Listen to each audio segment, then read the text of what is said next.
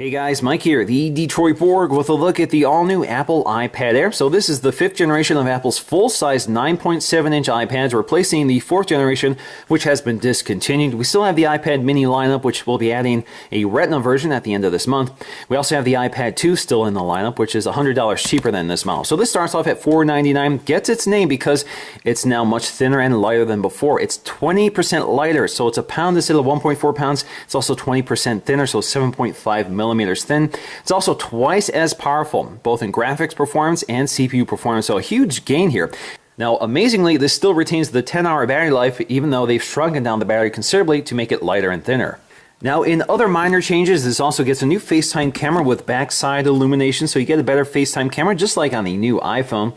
Now you have 4 storage capacities to pick from: 16, 32, 64, or 128 gigs, and you just add $100 for each capacity increase. So you can get this all the way up to $800. Now if you want cellular connectivity for data, you just have to add $130. That also gives you a GPS antenna. So you can get this iPad all the way up to $930, and that's the version I have here. This is the AT&T LTE version with 128 gigs. This also works on Verizon, Sprint, and T-Mobile in the US, so you can get versions for those as well. And I have the base configuration here, which is the 16 gig Wi-Fi model. So we're going to take a look at both of these in this video. Like the iPhone 5S, this also has the A7 processor, but this one is clocked to 1.4 gigahertz versus 1.3 on the iPhone. This also has 1 gig of RAM, which is unchanged from last year. Now we also get a few other improvements, including dual MIMO Wi-Fi antennas. We also get some improved cameras, including a new 5-megapixel iSight camera with better optics. We also have a new backside illuminated FaceTime camera, again very similar to the updated cameras on the iPhone 5S as well as the iPhone 5C. Alright, so let's go ahead and start unboxing first with the Space Gray 16 gig Wi-Fi iPad Air.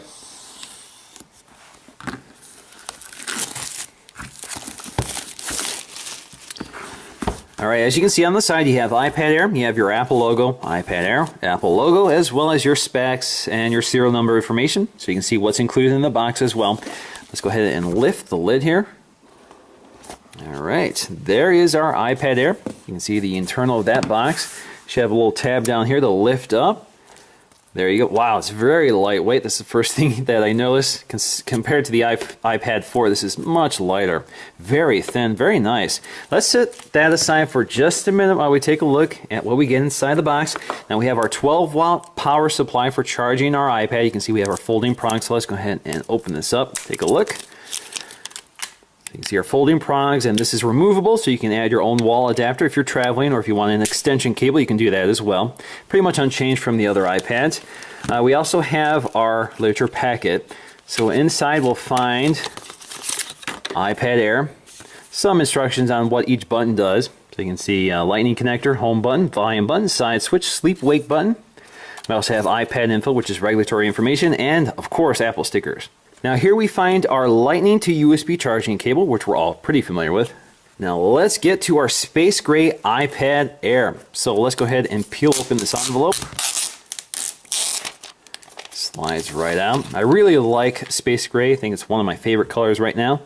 So you can see on the bottom we have stereo speakers, which is new to the iPad, full-size iPad lineup. We're used to this with the iPad mini. Basically, this redesign pretty much mimics the iPad mini.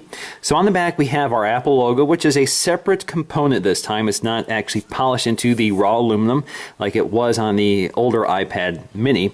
On the back we have our 5-megapixel iSight camera. On the side we have our metal volume up and down button, as well as our physical switch here, which can act as either a mute switch or orientation lock, depending on how you have that configured. We have our sleep wake switch, and if you look at the edges, you see that mirrored chamfered edge. Very nice. It's nice to see that finally make it to the full-size iPad. Looks particularly nice on such a large device.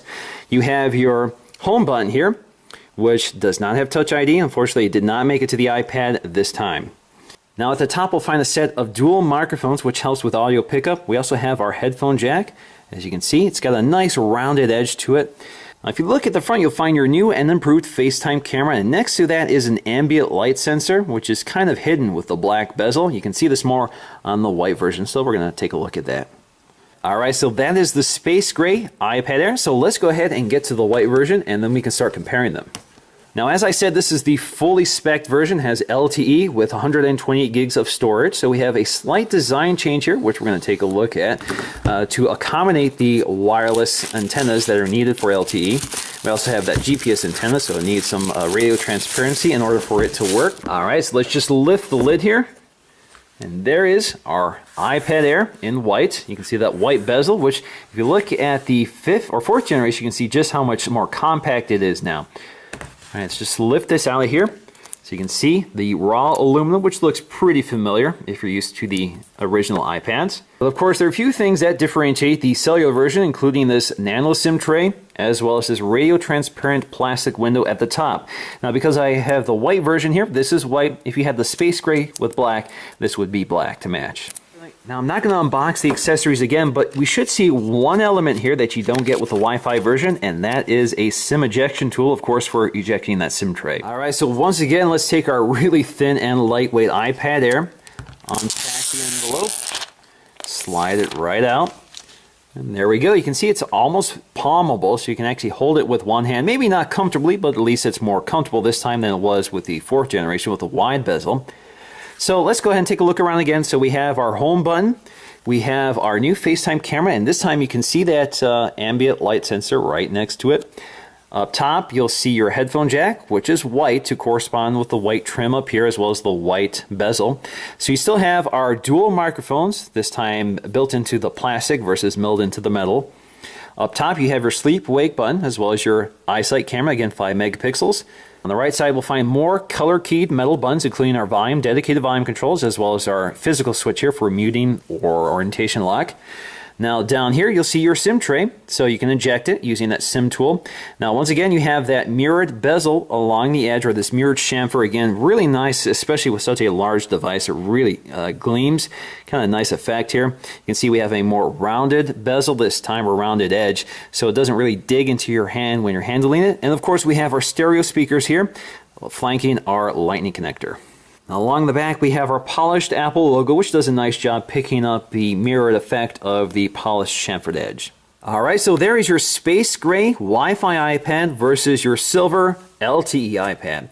So the silver, as you can see, has a lighter Apple logo. It's more of a clearer, mirrored finish versus a smokier finish on the space gray model. That extends to the bezel, the chamfered edge here. So if you look at that chamfered edge, you can see that there is a smokier look to it on the space gray version versus the white version. So you can see it's a little more mirrored, but the effect is pretty subtle with the space gray iPad. It's not an overwhelming dark color. It does a nice job complementing the black bezel of the black iPad. Now, as you can see, the black version does a nice job sort of hiding the barrier between the bezel and the screen. It also hides the cutouts for the camera as well as the ambient light sensor, so it's a little more seamless looking. But I actually really like the white version just because I think looking at a display with a white surround is a little easier on the eyes. Now, Apple pays a lot of attention to the details here, so you can see we have our metal buttons, which are color keyed to the body of the iPad. You also see that the camera ring is also color matched to the body. Now, even the headphone jack is black on the space gray version versus white on the silver version. If you look really closely here on the white version, you can see the ambient light sensor, which kind of has a perforation through the white bezel. On the black version, it's much harder to see. Now, if you look at the lightning connectors, you can see even the inserts are color matched, black on the space gray, white on the white version. You can also see that the grills behind the speakers are also color matched. You can see they're darker here versus that silver color on the white version. Now, in the cellular version, you get that SIM tray, which is, of course, missing on the Wi-Fi version. All right, so let's go ahead and boot these up for the first time. So I'm just going to tap and hold the sleep-wake button up top. As you can see, we also get different boot screen wallpapers to match the color of the iPad. So we have a gray-white color for the white iPad, black for the black iPad. All right, so let's go ahead and set these up. We're going to do English. We're going to do the United States. We're going to select my network here, so we're going to go to my wireless network. All right, so both my iPads are activated, and I can go ahead and enable my location services. So I'm going to set this up as a new iPad, but I could restore this from a backup. Let me go to set this up as a new iPad and sign in with my Apple ID. Now, if you're like me and use two different accounts for both your iTunes content as well as iCloud, you can go ahead and select this option right here and log in separately. The next step is to agree to terms and conditions. All right, now it's asking me if I want to use iCloud, and yes, I do. And I want to use Find My iPad. Now my next step is to confirm my iMessage and FaceTime accounts, which I don't want to share, so we're going to click next on those as well. Alright, so we now have the option to create a passcode, but I'm going to skip that, so I'm going to go to Do Not Add Passcode and click Continue. Yes, I do want to use Siri, and we're going to automatically send diagnostic information to Apple, and we're going to register with Apple, yes, and click Next. And welcome to the iPad, so let's get started. So there you go. As you can see, it's the default iOS 7 wallpaper. They haven't picked a different wallpaper to match the color of the bezel.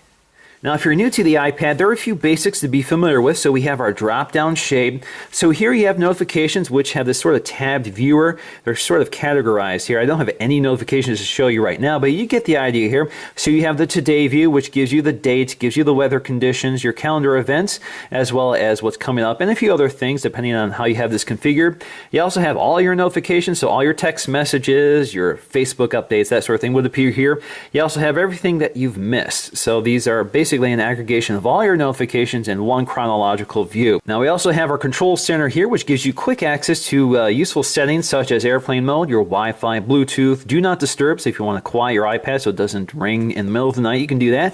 You also have rotation lock here as well. You also have your screen brightness, which is very handy to have on quick access, and you have your volume controls here, so if you don't want to use the physical buttons, you could use that. You also have your media controls, you have your AirPlay devices, so you can control your AirPlay devices on your Wi-Fi network. As you can see, it automatically detects my existing AirPlay devices, and you can quickly launch your alarm or clock app. Now we also have multi-touch gesturing, so if you swipe up with 4 fingers, you get to our launcher. This has all of our apps that have been frozen in the background, so you can quickly re-access them if you've gone somewhere else. So if you want to get back to Safari here, just go ahead and tap that. And same story here, swipe up to get to it. Sometimes you have to do it in the middle of the screen to get to it. There you go. Let's do it again. And of course you can also close these by swiping up on them. Now alternatively, you can also double tap on the home button to get to them, and you could also swipe between them using that 4-finger gesture, so you can swipe between apps just like that.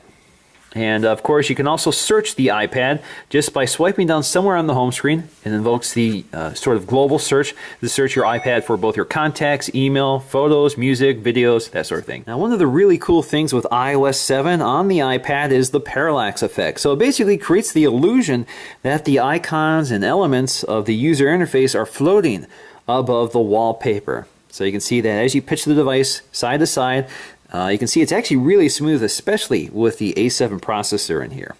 Now in terms of the camera app, there really isn't anything new here. This is pretty much carried over. So we have our square mode, we have our photo mode, and we have our video mode. So we don't have any of those features like slow-mo mode from the iPhone 5S. Again, we're using only a 5 megapixel camera. So we have better optics with this camera, but it's pretty much the same sensor. You can see you can tap anywhere on the scene to focus. You can tap and hold to lock the exposure and the focus, and you get a little indicator up here. Tap anywhere on the scene to get rid of it. And that works in both photo and video mode. We also have HDR, which you can enable here, and you can also switch between the cameras. So if you want to take a photo, just tap the shutter release, and if you want to take several photos, just tap and hold it. It doesn't have that burst mode like you get with the iPhone 5S, but it will continue to take photos for you. In video mode, you can record, but you cannot snap photos like you can with the iPhone. Alright, so let's take a look at the size difference between the iPad 4th generation and the iPad Air. So you can see that's a big story here. So we have a much thinner bezel, which makes this a lot more one-handable. So you can see you can grip it with one hand versus the iPad 4, which is quite a bit wider here. And the other benefit here is that we have less bezel along the side, so when you're typing in portrait orientation, there is, to me, it's a lot more comfortable. It's a more comfortable grip here. You don't have to reach your thumb across as much. With this, it's a lot closer, so your thumbs are a little more comfortably positioned. You place it on top of each other, you can see just how much they've cut off along the edges. So we zoom in here, you can see the difference here. So pretty substantial, and again, just like the iPad mini, they actually have software built into this version of the iPad which ignores the presence of your thumb. So as you can see, I can grip the edge of the iPad with my thumb and palm, partially touching the screen, but it doesn't register it as an intentional touch of the screen. It ignores it, and I can continue scrolling around instead of pinching in and out. Now once again, the Retina display is pin sharp, so even the smallest text is crisp and clear. The display is also very bright and vivid with excellent color accuracy. It's definitely one of the better displays on the tablet I've used. Now, unlike the iPhone, the iPad does not have a laminated display, so the LCD display isn't laminated to the glass, probably because when you press harder on the glass of something this large, it would sort of disrupt the LCD. So in this case, it's still the same story here, so you can still see there's a little gap between the glass and the LCD display. It doesn't look like they shrank that down at all. Now, to my eyes, it looks like the iPad Air's home button is slightly smaller than the one on the iPad 4th generation. Now, if we compare the design side by side, you can see just how much thinner it is compared to the 4th generation. And as you can see, we now have stereo speakers versus the single speaker on the back of the iPad 4th generation. You can see our Lightning connector. On the right side, you'll see we have our SIM tray relocated now from the left-hand upper side to the lower-hand right-hand side on the iPad Air. On the back, you see we have a plastic Apple logo versus the metal logo back here. iPad branding is the same, so they haven't changed the font like they did with the iPhone. Up top, you can see the plastic window now matches the white on the front. It didn't before, it was always black. You can see we now have metal buttons versus the plastic buttons on the iPad 4th Gen. Same on the side. You can also see we now have dedicated controls for volume instead of the volume rocker. Same with the switch here. You can see it's now metal instead of plastic. The camera module is also a little different here, so you see that little chrome or metal ring versus this aluminum ring. If you look along the side, you can see we now have a much more rounded edge versus this sort of wedge-shaped, sharper edge, which made this a little uncomfortable to handle, especially with the weight of the 4th generation iPad. And we also gained that polished chamfered edge versus this sort of rounded edge, which has this sort of plastic bezel around the glass, as you can see, kind of lifts up versus that flush design here on the iPad Air. And we also gained those dual microphones with the iPad Air versus the single on the iPad 4th Gen. Now, as Apple indicated, the A7 processor doubles the performance of the iPad 4th generation, and if we look at the synthetic benchmark scores, in this case Geekbench 3, that confirms it. So we have doubled our single-core score from the iPad 4th generation, and almost double the performance on the multi-core score. Now, this bests the iPhone 5S, which scores about 1386 and 2485 on the same test. This is running at 1.3 gigahertz versus 1.4 here. That's thanks to the larger battery and more space for cooling. Now, Apple also claims that the iPad Air's graphics processor doubles the performance of the iPad 4th generation. Now, if we look at our synthetic scores, specifically 3D Mark, the Ice Storm Unlimited test, we scored about 10,866 on the iPad 4 versus 14,894 on the iPad Air. So not, at least in the synthetic score, we don't really see that here, but it's certainly an improvement. So in conclusion, I am really impressed by the new iPad Air. It's much, much thinner. I mean, it's not just slightly thinner or moderately thinner. It's much thinner. It is much lighter, which makes a huge impact on the usability of this tablet, both in terms of how much bulk it takes up in your hands, as well as how much weight you're carrying around over an extended period of time. Certainly not as light as the iPad mini, but this makes the iPad Air a lot more usable. You can see I can fit it in one hand, I can toss it around very comfortably, I can hold it in landscape orientation, and everything works really smoothly and quickly on here. They've been able to double the performance, shrink down the battery significantly without reducing battery life. We have this beautiful new thin design with that polished chamfered edge, and I'm definitely impressed by what they've done here. Now, if you have the iPad 4th generation, there really isn't a compelling reason to upgrade. You still have the same beautiful display. You still have an excellent performing device with excellent battery life. It's just heavier and bulkier than the iPad Air. But the iPad Air, for me, the form factor is really important. This I tended not to use just because I found it too big to carry around. So I ended up staying home, and I'd prefer carrying around my iPad mini. So for me, this makes the iPad or the full-size iPad a lot more usable and a lot more likely to leave the house. Alrighty guys, so that's going to do for me in this video, but before I leave, I'd love to know, which color do you prefer? Space gray with black or silver with white? I could go either way. I really like both of them, so it's kind of a toss-up, but I tend to prefer the white, but I'd love to know what you guys think. So let me know in the comment section below, and I'll see you again in the next video. What's going on, guys? Mike here at the Detroit Borg, testing out the new FaceTime camera on the iPad Air. This has been improved with backside illumination, so you should see better performance, but this does record video at 720p at 30 frames per second. So this gives you an idea of the audio recording quality as well as video. And that's my dog crying right there. And speaking of my dog, here is a test of the iSight camera. Again, this is 5 megapixels. It does not have a lot of remarkable features here. Pretty much records.